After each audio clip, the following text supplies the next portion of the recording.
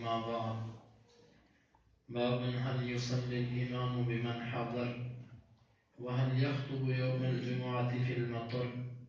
حدثنا عبد الله بن عبد الوهاب قال حدثنا حماد بن زيد قال حدثنا عبد الحميد صاحب الزيادي قال سمعت عبد الله بن الحارث قال خطبنا ابن عباس في يوم ذي غدر فأمر المؤذن لما بلغ حي على الصلاة قال قل الصلاة في الرحال فنظر بعضهم إلى بعض كأنهم أنكروا فقال كأنكم أنكرتم هذا إن هذا فعله من هو خير مني يعني النبي صلى الله عليه وسلم إنها عزمة وإني كرهت أن أحرجكم. وعن حماد عن عاصم عن عبد الله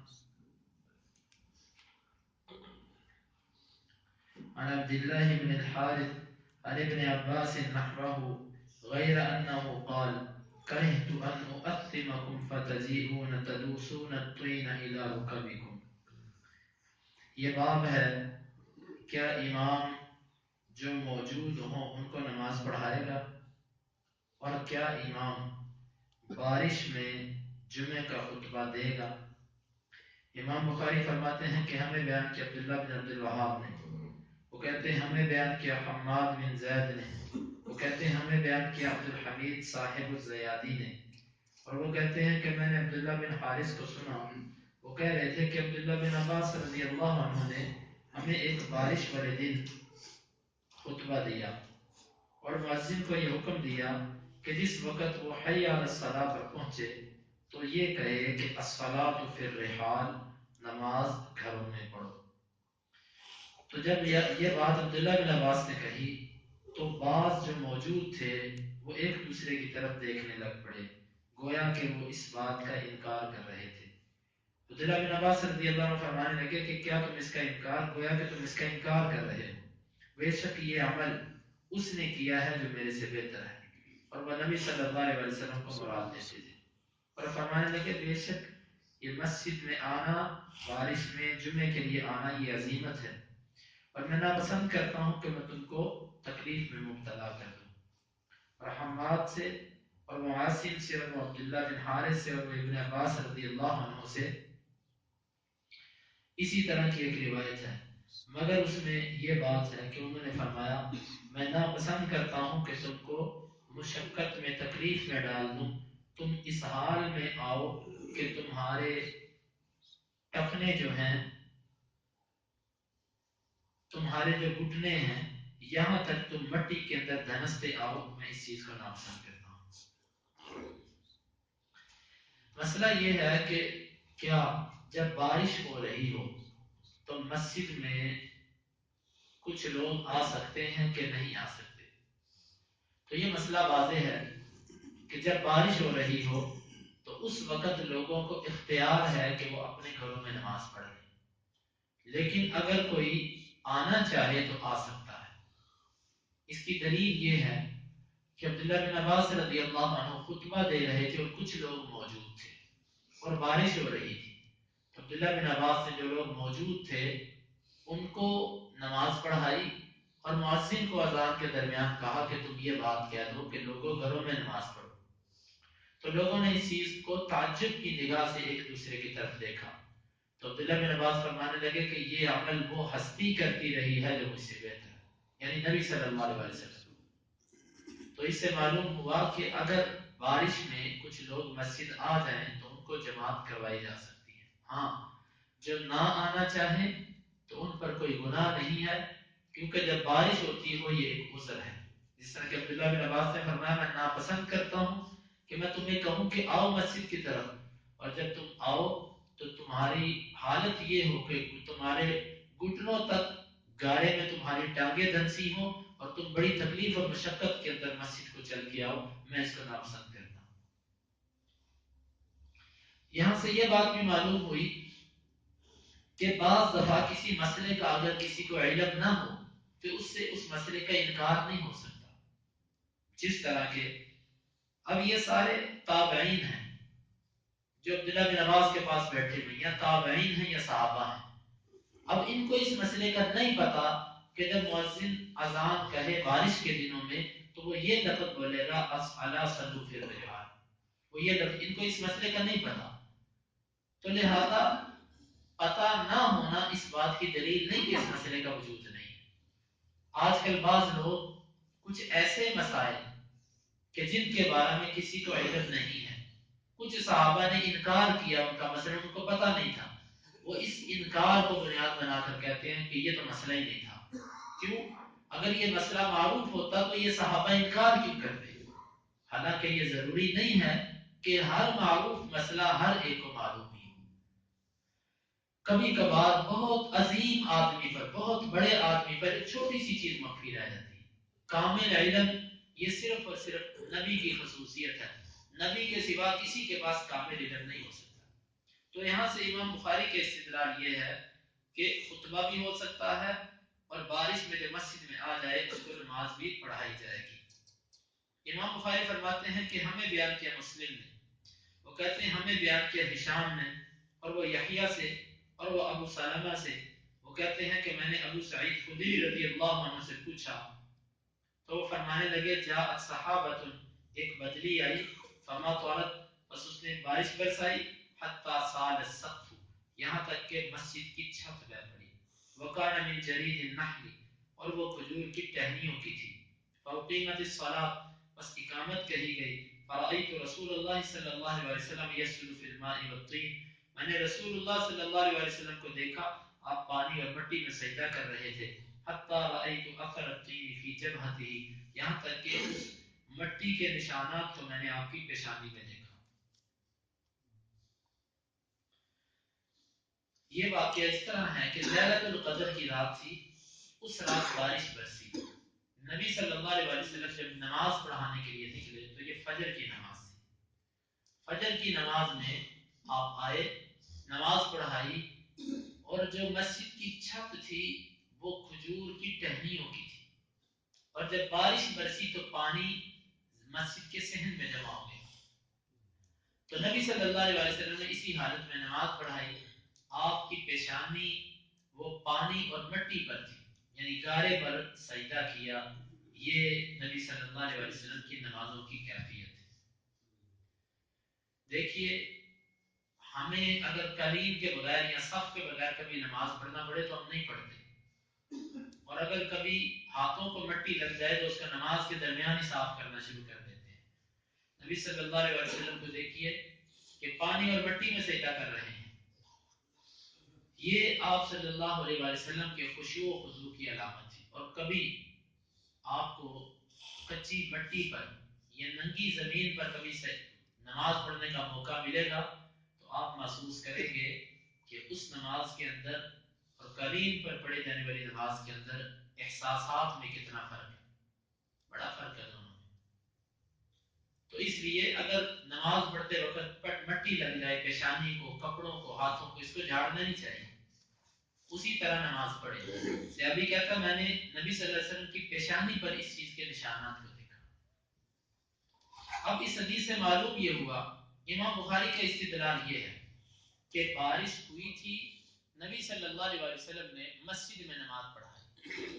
یہ دلیل ہے کہ بارش ہوئی اور نبی صلی اللہ علیہ وسلم نے مسجد میں نماز پڑھائی.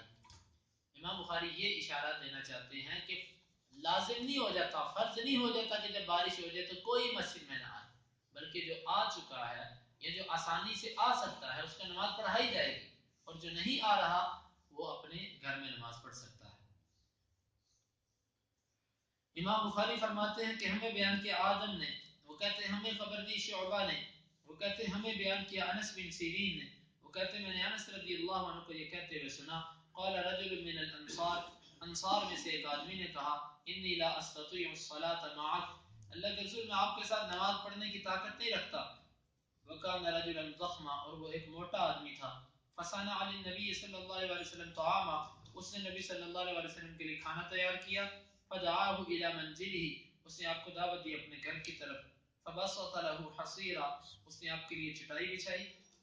ونزح طرف الحصير، اس نے پانی چھڑکا اس چٹائی کے اطراف پر، اس کے کونوں پر. فصلی علیہ رکعتین، فصحاب صلی اللہ علیہ وسلم نے اس پر 2 رکعتیں پڑھی. فقال رجل من آل الجارود، آل جارود میں سے ایک آدمی نے کہا انس رضی اللہ عنہ کو، اکان النبی صلی اللہ علیہ وسلم یصلی الضحى، اللہ کے نبی چاشت کی نماز پڑھا کرتے تھے. قال ما رأیته صلاها الا یومئذ، وہ فرماتے ہیں کہ میں نے نہیں دیکھا اللہ کے نبی کو چاشت کی نماز پڑھتے مگر اسی دن. در حقیقت ایک دو درسوں سے آپ سن رہے ہیں کہ امام بخاری رحمۃ اللہ علیہ وہ عذر بیان کر رہے ہیں کہ جن جن عذروں کی بنا پر بندہ جماعت سے پیچھے رہ سکتا ہے. ان عذروں میں سے ایک عذر یہ ہے کہ بندہ اتنا موٹا ہو، اس کا جسم اتنا بھاری ہو جائے کہ اس کے لیے مسجد میں چل کر آنا اور پھر زمین پر رکوع سجدہ کرنا یہ اس کے لیے تکلیف دہ ہو. ایسے ہوتا ہے بعض لوگوں کا جسم اتنا پھول جاتا ہے کہ ان کے لیے نماز پڑھنا تکلیف دہ عمل ہوتا ہے. تو یہ صحابی بھی انہی میں سے تھے کہ جن کا جسم کافی پھولا ہوا تھا. تو امام نبی صلی اللہ علیہ وسلم سے کہا کہ اللہ کے رسول میں آپ کے ساتھ نماز پڑھنے کی طاقت نہیں رکھتا کیونکہ جسم بہت بھاری ہے. تو اس نے اللہ کے نبی صلی اللہ علیہ وسلم کی دعوت کی، آپ اس کے گھر گئے، اس نے چٹائی بچھائی. چٹائی کھجور کی چٹائی ہوتی تھی اور آپ کو پتا کہ کھجور کی چٹائی ایسے اکٹھی ہو جاتی ہے. انہوں نے اس کو سیدھا کرنے کے لیے ایسے پانی چھڑکا اس کے اوپر کہ وہ سیدھی ہو جائے. سیدھی ہو گئی. نبی صلی اللہ علیہ وسلم نے اس پر 2 رکعتیں پڑھی. اس لیے اس نے گھر بلایا کہ میں اس جگہ پر ہمیشہ نماز پڑھا کروں جس جگہ پر نبی صلی اللہ علیہ وسلم نے 2 رکعتیں پڑھی. اور یہ کل میں نے عرض کی تھی کہ یہ صرف انبیاء کے ساتھ خاص ہے. نبی صلی اللہ علیہ وسلم کے بعد کسی صحابی سے یہ ثابت نہیں کہ اس کو کسی نے بلایا ہو کہ آؤ میرے گھر آ کے 2 رکعتیں پڑھ دو تاکہ میں اس جگہ کو نماز کی جگہ بنا لوں. تو یہ نبی صلی اللہ علیہ وسلم نے اس کے گھر جا کے نماز پڑھی. تو آگے جو ایک آدمی تھا آل جارود میں سے، اس نے انس رضی اللہ عنہ سے کہا اللہ کے نبی چاشت کی نماز پڑھا کرتے تھے. انس کہتے ہیں کہ میں نے صرف اس دن ہی اللہ کے نبی کو چاشت کی نماز پڑھتے دیکھا ہے. اس سے معلوم ہوا موٹاپا یہ بھی ایک ان عذروں میں شامل ہے کہ جو مسجد میں آنے سے آپ کے لیے بن سکتے ہیں. حدیث کے باب کے ساتھ اس کا تعلق وہ یہی بن سکتا ہے کہ ایسا آدمی جو مسجد میں نہ آ سکتا ہو اپنے گھر میں نماز پڑھ لے. امام کے لیے یہ نبی صلی اللہ علیہ وسلم کے لیے تھا کہ کسی کے گھر جا کر آپ نے 2 رکعتیں پڑھی اور اس کو اجازت دے دی. اب اگر کوئی معذور ہو تو اس کو امام کو گھر بلانے کی ضرورت نہیں ہے بلکہ وہ خود ہی اپنے گھر میں ایک جگہ خاص کر لے اور وہاں پر نماز پڑھ لیا کرے. اب مسئلہ یہ ہے کہ انس رضی اللہ عنہ کہتے ہیں میں نے کبھی اللہ کے نبی کو چاشت کی نماز پڑھتے نہیں دیکھا. حالانکہ حدیث کے اندر ثابت ہے کہ نبی صلی اللہ علیہ وسلم چاشت کی نماز پڑھا کرتے تھے. عام طور پر علماء نے اشراق اور چاشت میں فرق کیا ہے. اشراق کی نماز وہ ہوتی ہے جو سورج نکلنے کے بعد گھنٹہ 1.5 گھنٹہ 2 گھنٹے تک ادا کی جاتی ہے، تقریباً 8 ساڑھے 8 تک جو نماز ادا کی جاتی ہے. چاشت کی نماز وہ ہوتی ہے کہ جو زوال سے کچھ پہلے ادا کی جاتی ہے، 10 9 10 11 اس وقت میں جو پڑھی جاتی ہے اس کو کہتے ہیں چاشت کی نماز. سنن نسائی کی ایک روایت ہے کہ جس سے یہ بات واضح ہوتی ہے کہ اشراق کی نماز الگ ہے اور چاشت کی نماز الگ ہے. بعض علماء نے دونوں کو ایک کہا ہے لیکن اس روایت کو اگر مد نظر رکھیں تو واضح ہوتا ہے کہ چاشت کی نماز الگ ہے اور اشراق کی نماز الگ ہے. اب انس رضی اللہ عنہ کہتے ہیں کہ میں نے اللہ کے نبی کو صرف اسی دن چاشت کی نماز پڑھتے تھے.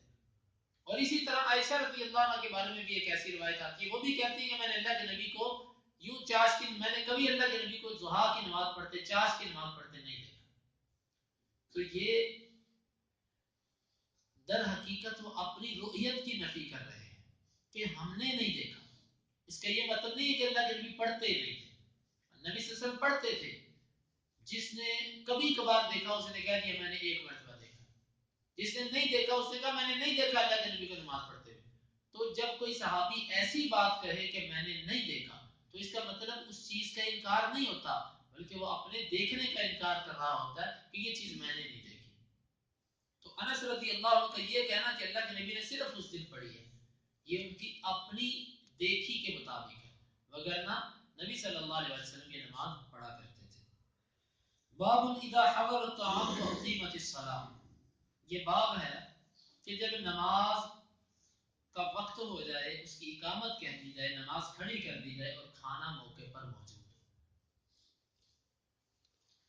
وكان ابن عمر يبدأ بالعشاء وابو الدرداء من فقه المرء اقباله على حاجته حتى يقبل على صلاته وقلبه فارغ. یہاں سے انشاءاللہ اس باب کی حدیث اور اس کی وضاحت آئندہ درس کے اندر آئے گی. اللہ رب العزت سے دعا ہے کہ اللہ تعالیٰ کتاب و سنت کو سمجھنے کی اور اس پر عمل کی توفیق عطا فرمائے. اللهم انفعنا بما علمتنا وعلمنا ما ينفعنا وزدنا علما. اللهم اقسم لنا من خشيتك ما تحول به بيننا وبين معصيتك ومن طاعتك ما تبلغنا به جنتك ومن اليقين ما تهون به علينا مصائب الدنيا. متعنا اللهم بأسماعنا وأبصارنا وقواتنا أبدا ما أحييتنا واجعله الوارث منا واجعل ثأرنا على من ظلمنا ولا تجعل مصيبتنا في ديننا ولا تجعل الدنيا أكبر همنا ولا مبلغ علمنا ولا تسلط علينا من لا يرحمنا